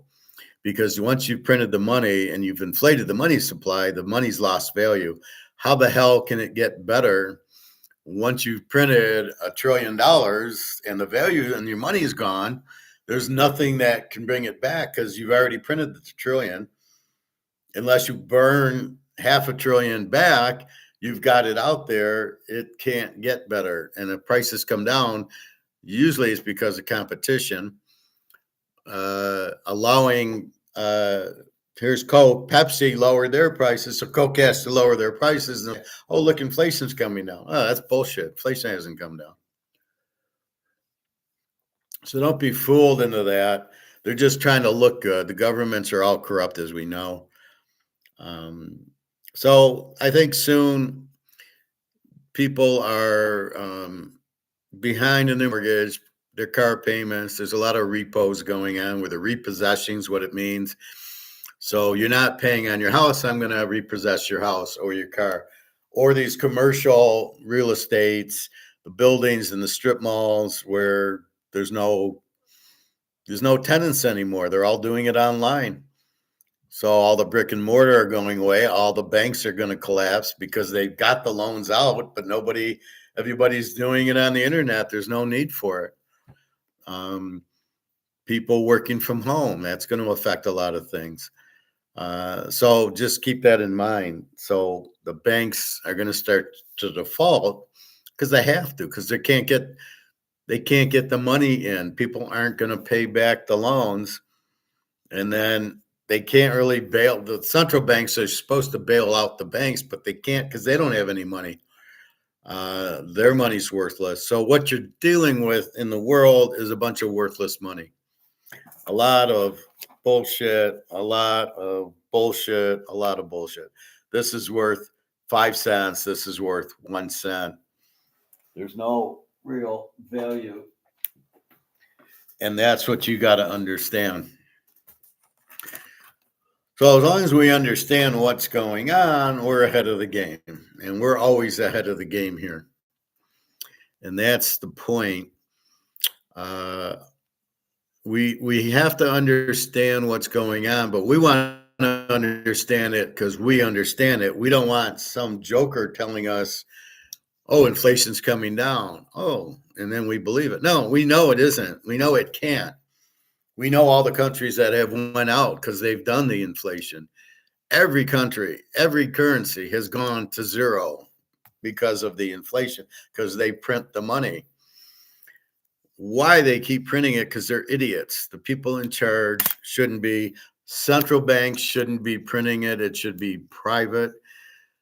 One thing, private versus public. Private, we're private, right? We're individuals. We're not in the government. The government's the public. The government does not spend money as wisely as we spend money, right? I bought Meyer whole almonds. Well, the government's not going to buy it. They're going to buy the expensive because they have no care about the money. They're just going to spend it because that's what's in their budget. My budget's a whole lot different. I'm going to buy cheaper brand of almonds, or maybe I don't buy the New York strip because it's $20 a pound. I might buy the Delmonico because it's $12 a pound. And to me, a steak's a steak, so I'm going to have that. And to me, I'm going to cook it at home because I cook it properly with olive oil and Italian dressing and my seasonings. And I can cook it perfectly the way I want it for $12 for a pound. Where if I go out to Morton's and it's $60 and they burn it, like, why should I pay $60 for a steak that I can cook for 10? So as long as I'm able to cook it and figure it out, I always go and buy steaks or chicken and barbecue or salmon. I just had salmon, whatever it is. I'll go do it because it's I can do it because I can make it. And it's a hell of a lot. I can buy two steaks, let's say $12 a piece, $24. I can do that much easier than going to a steakhouse and overpaying for a steak. I'm eating a steak. I can cook a steak. So I've always thought about that. If I can do it, I'll do it.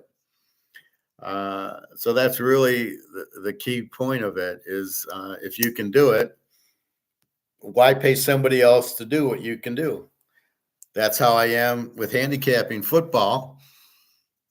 Why would I pay a handicapper when I can outperform any handicapper in the world with my picks? It's why pay anybody? I can cook fine. I can do a lot of things much cheaper than that. When I cook my omelet, I'm using olive oil, not the margarine or whatever the bullshit they use at Coney or Big Boys or whatever, any of these restaurants that they're cooking terribly. There's a woman at work I was talking to, and she said, I just turned 60. She doesn't look 60, I'll tell you that. So she says, everything's starting to bother me. And I says, yeah, I had that when I, got older. And I said, take some Celtic salt. It's got 82 minerals in it. It'll help you and all that. And so I showed her the picture on my phone. She immediately ordered it on Amazon. She'll get it tomorrow, whatever. I know that'll help her because it's 82 minerals, which is good. She listens to me. I told her about Bitcoin and she must have checked it out. And she came back to me and says, yeah, you nailed it. You're absolutely right. It's not backed by anything. It's worthless. And it's amazing how stupid people are that they'll just go into Bitcoin because the price is going up without understanding it's not worth anything. And those are the same thing in Madoff. It's amazing how many people were in Madoff who, well, yeah, but for 10 years I've been getting my 15%. And then people would ask, how are you doing 15% when everybody else is getting 4%? And then people would say, well, don't, just leave it alone. Just get to 15%. People would think, even if they knew it was a Ponzi scheme, didn't care because they were getting their 15%. So a lot of things is trust. I want you to trust me about gold and silver and Bitcoin and inflation because I'm trying to help you. I don't charge you. This is not about me making money off of you. This is about you being successful in your own lives by getting out of the dollar and getting into gold and silver. That's what this is about. I don't make a nickel. I don't want to make a nickel. What makes me happy is I saved you guys. Bobby's buying silver. That's what makes me happy. We're helping Luke or Pat who understand, yeah, you're fine. This is the correct way. Easing their mind that they're doing the right thing, right? And that's what I get out of it is the satisfaction and knowing I'm helping. And then on the other hand, I'm also buying gold and silver and I'm helping myself. And that's really the key to it. And so when all these people, when you go to there's a lady who works, she goes to her financial planner and she's in an annuity. I says, go ask him about gold. And he won't tell you to get into it because of, it's not, he doesn't get commission on it. And, again, it's who do you trust and who do you listen to? That's why I warn you about listening to these Keynesians on YouTube. But that's the whole key to life is who do you listen to? Who do you trust? And that's really an important thing. This is why we have problems in marriages. We trust the wrong person and they screw us over, or you don't really understand why you get married and enough about the person to really, it's very difficult to marry the right person and to even have a marriage. And most people don't. They do it for the wrong reason. They do it for money. They do it for sex. So she's pretty. He's got money. And that's not why you marry, but because it's got to be a mutual thing and it's got to be a benefit to both of you, right? I'm there for you, and you can trust me, and I make your life better, and you make my life better, and there's all these trade-offs, and that's the only reason you get married. Yeah, you got to love each other if that's what you want, or it's sex, or it's money, and that's really the point of it. But you got to trust the person. I think that's the key: is you got to trust the person, and that's where it's so hard. And so many, so in anything in life, you've got to trust the person. You trusted the person that got you into Madoff. Oh, my dad did. Or, well, you worked on Wall Street, so Charlie told me that it was okay. He worked on Wall Street, so I'll trust him. Or I trusted the SEC, who kept passing Madoff and saying he was okay, and he wasn't. That was the big problem, was the SEC being bought off by Madoff. So they would say, oh, he's fine. And then it was all corruption. And therefore, people got into Madoff thinking, well, the SEC did it, so I'm trusting them. Well, that's your first mistake, trusting the government. You should never trust the government. That's the last person you trust. You've got to do your own digging, or find somebody like me who does my digging, who explains my digging to you, so you understand the digging, so you can then trust yourself, because that's the only person you can trust. And if you don't know, you come here and you ask me, or you find somebody that makes sense. And when I talked to this lady at work about, well, ask your financial planner about gold. And, like, you trust him, but if he's not going to tell you to buy gold, then you can't trust him, because he doesn't know what he's doing, and he's there for commission. He's there to screw you. That's the difference. So you really got to understand that. And this is the problem with governments. They're run by Keynesians. They're corrupt. They want to print the money. So you know what's going to happen. You know the money is going to be worthless eventually. Nobody will want it. And this has happened all the time. In the Civil War, Lincoln printed greenbacks as money, and he hyperinflated, and it went to zero. And then he had to come out with new money. So don't tell me it hasn't happened here. And with Lincoln, it happened. And that's what's going to happen, is the government should never be trusted for anything. And you certainly can't trust them to be the monopoly on printing money and expect anything good to happen. I don't know why people trust the government or believe in the government. They've lied to you time in and time out. And you just gotta, if they're saying X, you do Y. If they're saying inflation's coming down, it's going up. And the way they even measure it is a joke, because you can't measure it on percentage. You can't use prices. You got 160 trillion out there. You're off the petrodollar, which means all this money's coming back because nobody wants it. It's a big trap, and people who don't understand it are all going to get fucked. Bottom line, you're going to get fucked. It's like trusting Jared Goff is a winner and not a choker. And you see him choke at Cal against Utah. You see him choke on the Rams. And now you just saw him choke on the Lions. At what point do you realize he's a choke?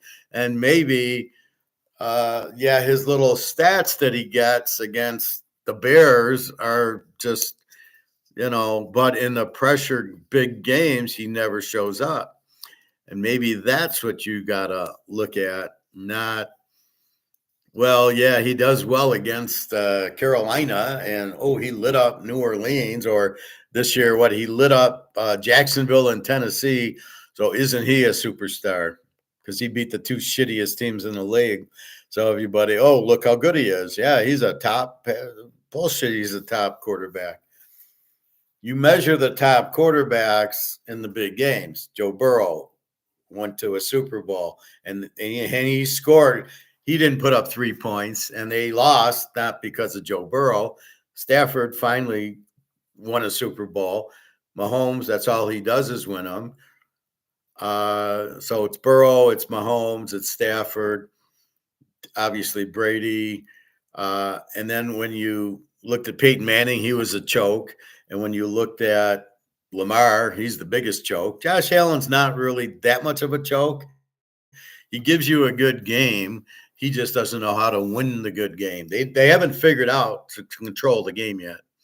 That's what Mahomes has figured. That's the difference. Mahomes will figure out and control the game against Philly. Hurts will not show up in the game. He'll run a little bit, but when you need passes on 3rd and 10, he won't show up. We already know that. So that's really what you're looking at is who shows up. And then you've got to trust that if Goff's a choke, why would I bet him in a big game, right? So don't trust him. You can't trust him, right? And you can't really trust Campbell, and you can't, all these other coaches. You can trust Coach Pete. He won. You can trust McVay. He won. You can't trust the Niner coach because he keeps choking. You can't trust the Washington coach. He's terrible. So there was Jimmy Johnson you could trust, Bill Walsh you can trust. So the guys that deliver are who you want to trust in football. Also in government, also the whole thing is screwed. You can't trust a broker or a financial planner because he's after your commission. So understand what he's doing. He wants to sell you products. I went into the bank to take 10 grand out and I'm going to buy gold. And the guy says, well, I can put you in an annuity at 9% with the 10 grand. And I looked at him and laughed and said, look, I don't know who you are. I don't know why you're talking to me because I didn't ask to see you. And I'm trying to get out of the dollars because I understand and into gold. So there's nothing you're going to tell me that's going to make me get into an annuity for 9% when it's garbage money I want to get out of. So what's good? What good is 9% of crap versus gold? And as I said in the hot tub, I made like 100 grand in gold and silver. Why isn't it an investment? And that's now. Wait till it starts to move when all the currencies start crashing. So your problem is you trust the currency, you trust the government, and you trust the currencies. And that's what we got to get you out of, is trusting that the euro has a value and the dollar has a value and the yuan has a value.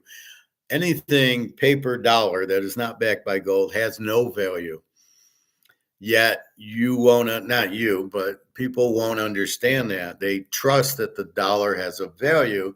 And then when they have $1 million of the dollars, they think, oh, I got $1 million.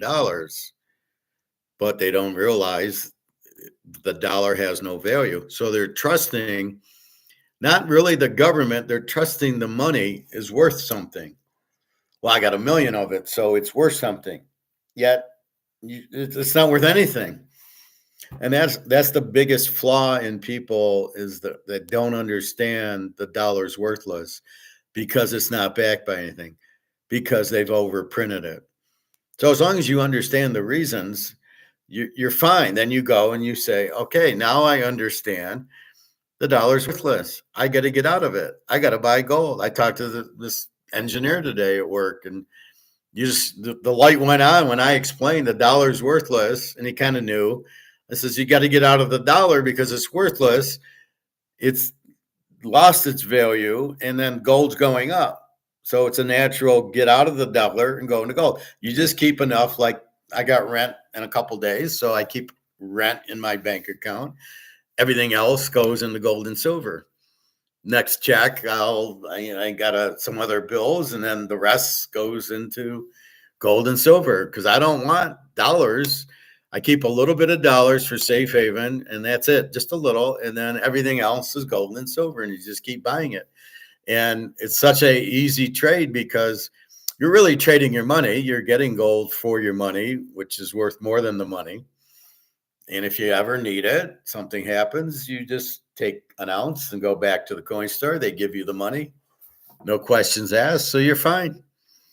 And yes, I know it's fiat money, but it's only when you need to spend the money that you buy the fiat. Otherwise, you stay in gold. You don't buy the fiat. You keep it in gold and just let the price go up because you know it's price fixed, so you know it will. So again, it's a lot of trust, of understanding the trust, right? You've got to understand that the gold has the value because it's limited and there's high demand, which is why I started this with Mantle. It's a PSA 1, it's $100,000, or PSA 2 Mantle rookie card, because the demand for Mantle's always huge. The supply's limited because how many 52 tops Mantle rookie cards can you find? And that's why they're 100,000. So you trust, because it's PSA, you trust that it's a real card and it is graded. So that gives it more value. You trust it, just like you trust gold. Gold, as long as it's legit. And if you go to the store, they'll put it on a machine and they'll say, yep, it's really gold. You put a magnet to it, it doesn't stick. It's gold. If it's an eagle, and as long as it looks gold, and the guy, you go to the store and he verifies it. No, I don't verify it. When I go to the store, I know it's real because I go to the same store and I trust the guy. So again, I trust that he's selling me real gold. That's the first thing. And then I trust that gold's going up because I know it's limited and high demand. And I don't trust the dollar because I don't trust the government. And I know it's been printed to death. And so there's no trust there. I don't ask financial planners because I did it myself. I got my master's. I understand what's going on. I don't need to listen to a financial planner whose goal is to get you in stocks and make commission on you, or an annuity, or a real estate trust, all that are going to be destroyed. And so that's the problem. So why did people get into Madoff? Because somebody in Madoff who was getting his 15%, they trusted. Well, my dad did. My cousin, this and that. I trusted them. I thought, because I don't know, but I'm listening to somebody who I trust. And again, does it make sense that you're getting 15%, but everywhere else you only get 5%? Does it make sense? Doesn't that curious? So if it doesn't make sense to you, even though somebody's telling you to do it, I would say, I don't like it. And if you would have went into gold in all those years, you'd have made a fortune. Because again, you can trust gold, but you can't trust a Madoff. You can't trust JP Morgan. You can't trust Bitcoin. How can you trust it? It isn't even real. It's not real. And they keep playing the Ponzi scheme on you. Look, it's 100,000. Well, today it was back to 100. Tomorrow it might be 95. Well, why is it moving? Who's selling it? Oh, Larry Fink's selling it. Oh. So that's the trust that you have to have. And you're too trusting with people you don't know who won't give you real answers. Okay, Madoff, how do you make the money? Well, I can't. If I got to tell you, you shouldn't be in it. Oh, does that make sense? You ask me, how do I pick football games? I explain it. I get right in depth. This is how I pick them. And that's the whole point. If somebody can't explain it, why would you trust them? So, and does it make sense that he makes money every month? Maybe you play stocks, maybe you don't. Let's say picking football. I can't pick a winner every game. I can hit most of them, but I can't hit all of them. There's always going to be some I'm going to miss. But in Madoff's case, he won them all. He would make you 15% every month like clockwork. Well, that's impossible. Does that make sense to you? Logically, does that make sense that he can, you're always getting 15% every month? Wouldn't you question that? Well, wait a minute. He's got to be he's investing in stock. Well, stocks don't always, and wait, in certain instances, the market's going down.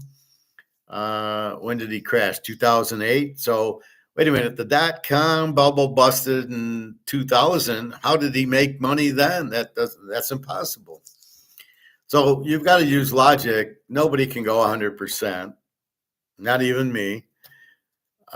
So you've got to understand that it's not possible to do it.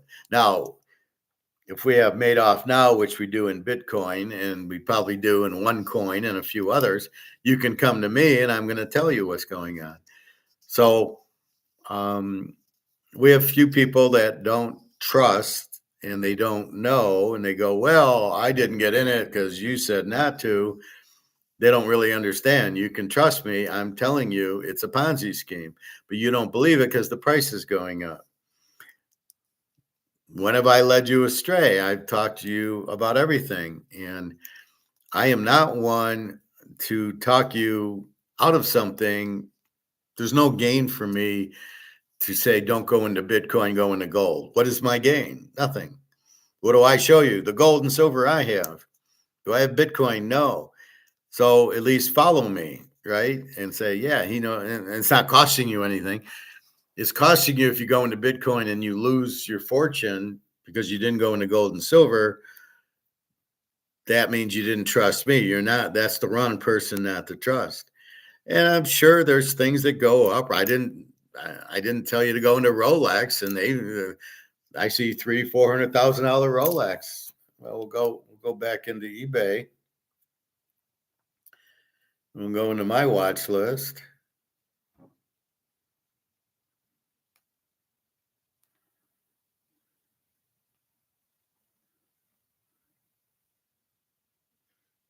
So here's a Rolex for 820,000. Did I Oops, did you not get in it because I told you, I would have said go in it, but there's one for that. There's a Rice card. I told you to go into that. That's 145,000. But you want to go back into Bitcoin. Where are my other Rolexes? Here's a Rolex, 513,000. If you would have listened to me and bought Rolex, look, 513,000. Now, they're obviously all not like that. Some of them must have dropped off. But anyway, that's my point on Rolex, 513,000, 800,000. But you're going into Bitcoin instead. Here, this is an asset that you can actually own. Where the Bitcoin, you don't own anything. That's why I tell you that. Let's see if gold got to 2,800. 27.63, so it dropped $2 or $3. But China's got it now, so it should go up. When we get up 6-7 in the morning, it should be much higher. But again, it's still a strong 27.63. I think the high is 27.80, so we're knocking at the door, and if we can hit 2,800, we'll hit 3,000. Silver, you just understand it's not going anywhere because JP Morgan has derivatives out there that they're going to get killed if the price goes up. So they're holding the price down. Not like Alligator said, it's China who's doing it and they don't want the price to go up. Why wouldn't China want the price to go up? China has a lot of gold, a lot of silver. So does India. Believe me, they want the price to go up. So a lot of things Alligator said. The problem with Alligator, as we're talking trust, is I don't trust him anymore. He's made a lot of stupid comments. It's not gold going up, so dollar going. No, he's wrong. China wants the silver price to stay down. No, they don't. They want it to go up because they have it. It's the banks who want to keep the silver price down because they have all these derivatives that are going to go bust when it starts going up. That's who wants the price down, not China. China, if I have, we all have 500, 1,000, 2,000 ounces of silver. We want the price to go up. We don't want the price down. We don't want to buy more. Once you've hit 1,000 ounces, you don't want the price to stay and buy more. You want, let's let the price go up now. That's the difference. That's what you're looking at. So it's just, I don't trust Alligator anymore. Mark McGuire, I trust. I don't like his guess because I don't trust his guess. And then Egon, we trust. Although Matt Peffenberg, I don't trust because he's an idiot. But Egon, we do trust. And that's the key. So a lot of sports betting is who do you trust? We trust Mahomes. We trust Joe Burrow. We don't trust. We're definitely not trusting Hurts, and we don't trust golf. That's the key to it. Is You watch and then you go, yeah, he's a winner. I trust him. Or no, he chokes. I don't trust him. And that's the key of like, do you trust your wife, your girlfriend, your husband, your boyfriend? Do you trust them? Otherwise, you shouldn't hang around them. As I said with the stoic thing, if you got somebody who's lying to you, you just dump them because you can't trust them because you don't know what's coming out of their mouth. And so they've got to be honest with you. And you've got to be very honest with you. You tell them everything. Whatever. I like X. And you get it out there. And then either they like you or they don't like you. So don't be shy in what you like and what you don't like. Daria knows everything about me, and I know everything about Daria, and I'm perfectly fine with that. I don't care. I'm not trying to control her. We're trying to meet, but again, with this war, I don't know what the story is because it's, is it going to end soon or not? So hopefully, but again, we're waiting. And again, I question, well, we can't wait for it to end. If it doesn't end in a year, it's really stupid to keep waiting for it. I mean, we either have to move on and be with people who we can be with, or we need to meet and figure out a way to be together with the war still going on. But it's a trust issue. She trusts me, I trust her. And that's really the key to it. So in your relationships and in your life, there's people that you're going to trust and people you're not going to trust. And there's people you're not sure if you can trust or not.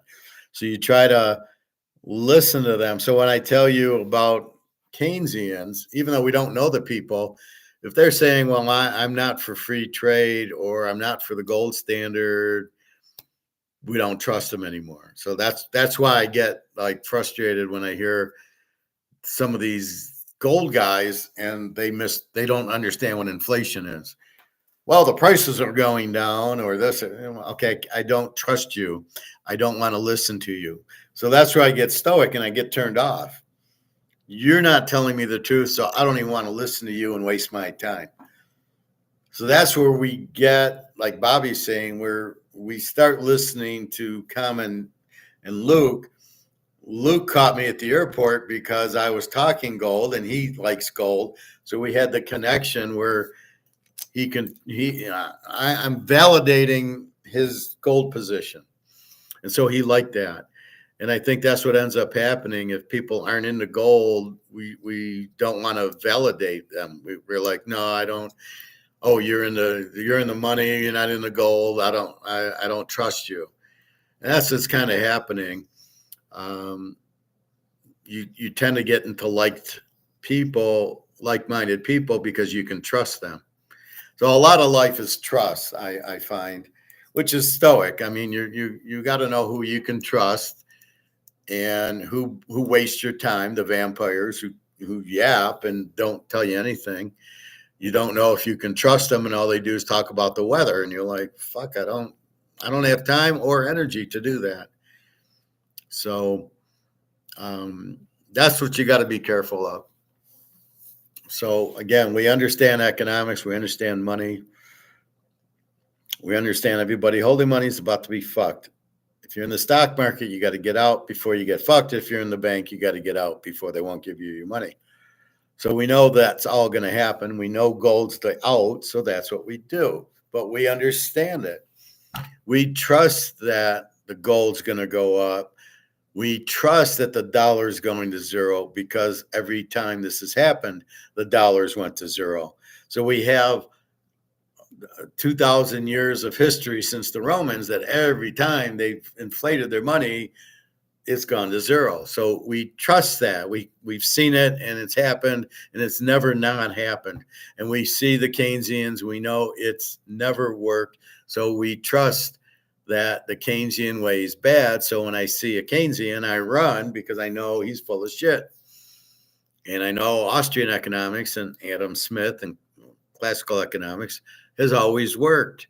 It's always the gold standards worked every time. We know that. So that's why we promote it. And that's what we trust. So a lot of it is, what do we trust? And then what do we want to trust? We want to trust gold because we're safe with it. We know it's going to go up. We know it's going to keep its value. So we trust it.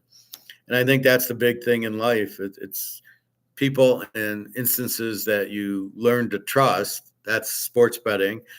You're at the casino, you're playing poker, you're playing craps. You know when and what you can trust, and that's a big part of life is trying to be confident in your decision based on you trust what you see will be fine, and that's basically it. So anyway, I hope I hammered that home. I know I repeat, but it's important, and I want to make sure you understand it. So I don't mind, and people come in and out. It used to drive my ex-wife crazy because I would repeat a lot because she wouldn't react to it.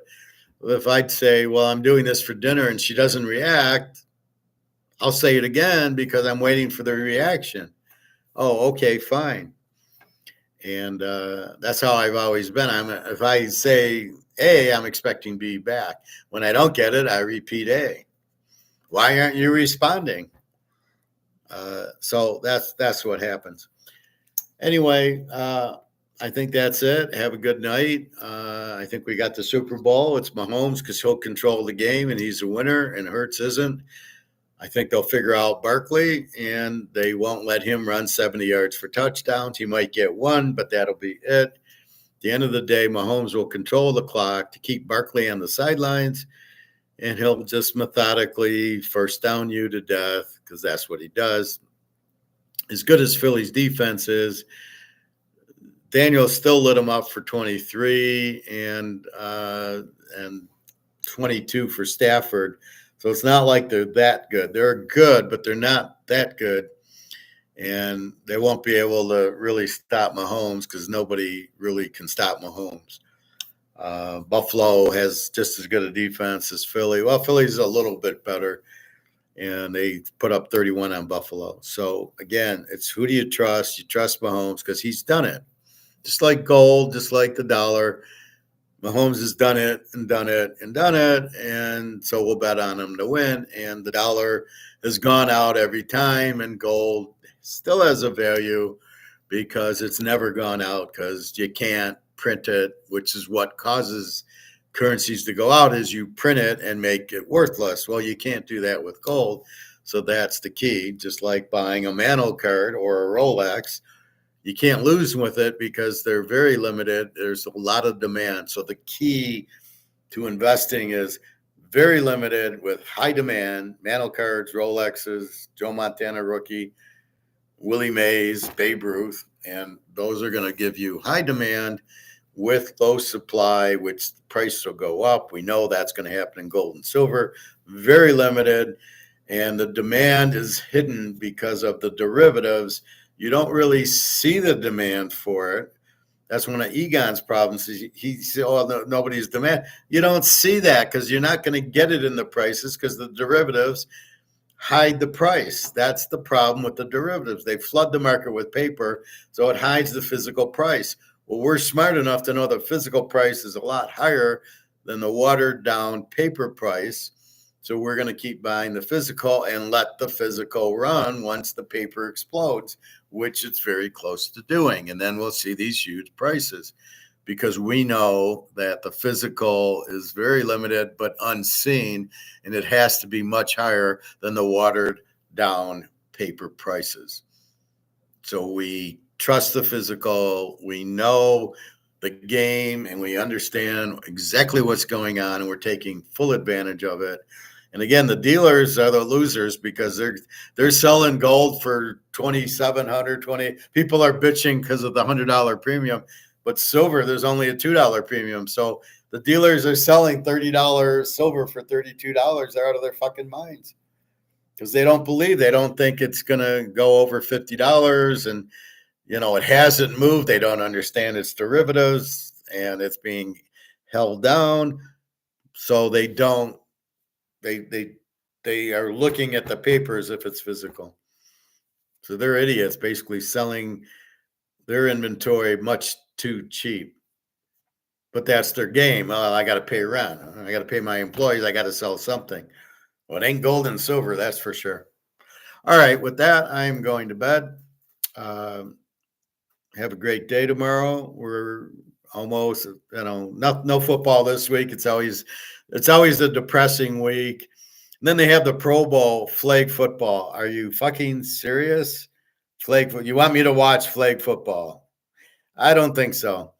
So anyway, no football this week. We'll get the Super Bowl next week, and off we go. So watch old games. I've been watching the old 70s playoff games and Rose Bowls and Michigan Ohio State games. Very interesting. Some bowling on YouTube, but YouTube's getting a pain in the ass with all these commercials. I think there's a way to get it without commercials. So I got to research that. I thought it was like 11 or 12 bucks. Out of spite, I didn't want to do it, but I might do it because it's so irritating. Because you can't, if you watch Netflix, there's no commercials. If you watch Pluto or Tubi, there's commercials, but they run the commercial and back to the movie.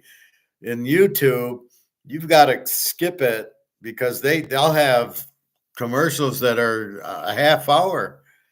And if you don't skip it, you're going to be watching or hearing this commercial for a half hour.